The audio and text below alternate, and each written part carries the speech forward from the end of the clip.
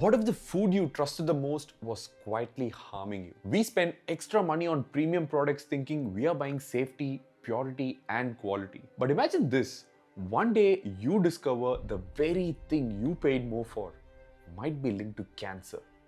How would you feel? Let me tell you what happened to me. I eat at least 7 eggs a day, so I naturally wanted the best quality. Back in 2023, I switched from regular local store eggs to these fancy, expensive eggs because they were bigger and marketed as superior. The first brand I tried was Eggoz. For months, everything seemed to be fine until one day I started noticing something strange. The eggs were getting smaller and smaller. Imagine paying 13 rupees per egg and still watching the size shrink. That was frustrating for me. So I switched brands and Eggoz became an emergency backup, something that I'd buy only when other options weren't available. But you know what? Size wasn't the actual problem here. I watched a video by a North Indian YouTube channel called Trustified. They claimed Eggoz eggs contain nitrofuran, a cancer-causing antibacterial residue. When I heard that, I was shocked. I couldn't sit still. I went down the rabbit hole researching everything I could, and what I found shook me. And here I am sharing my learning with you. So what exactly is nitrofuran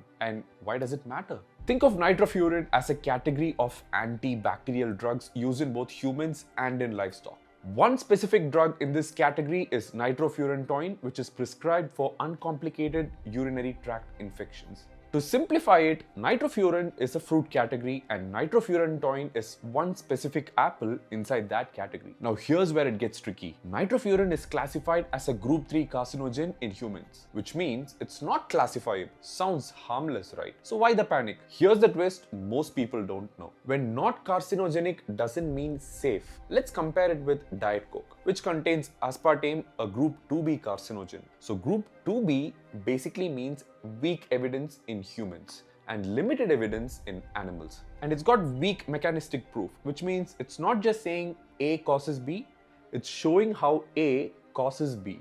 Now group 3, where nitrofuran sits, it's not classified as a carcinogen in humans and it's got insufficient evidence in animals as well. So by that logic, why worry? Because the animal evidence is a different story. The hidden problem no one notices, even though nitrofuran as a category isn't clearly carcinogenic in humans, studies in animals show something serious. It shows strong evidence of carcinogenicity across multiple species. Strong genotoxic effects, which means it directly damages the DNA. These residues stay in animal tissues for a very long time, and for genotoxic carcinogens, experts assume no safe minimum dosage as well. So even tiny amounts could theoretically increase cancer risk over long periods. And yes, that's why nitrofuran drugs for humans are still allowed. And on top of that, they are just briefly used for just 3 to 5 days. And there is no proven cancer link for nitrofurantoin specifically, which is the human drug. But the food residue is a whole different game. And now comes the scary part. The risk comes from animal products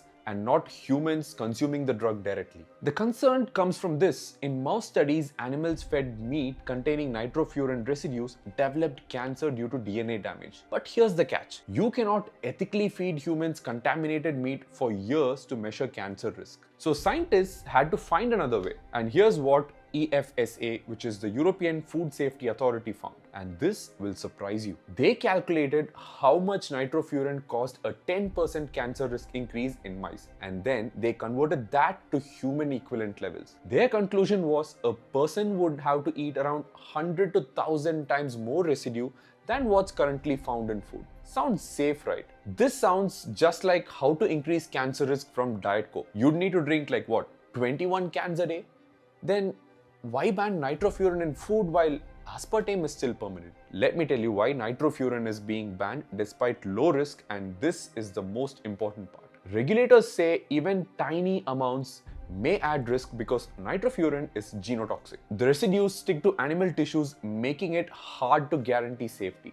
And safer alternatives exist, so why take chances? That's why EFSA banned it, and now even the FDA has banned it under the 2024 Food Safety and Standards, Contaminants, Toxins and Residues Regulations, which was effective from 1st April 2025.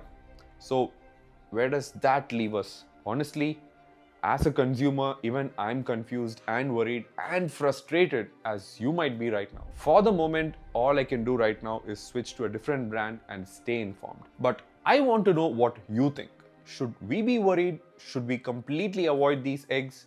Or are we overacting to early data? Tell me your opinion in the comments, and I really want to hear what's your take on this.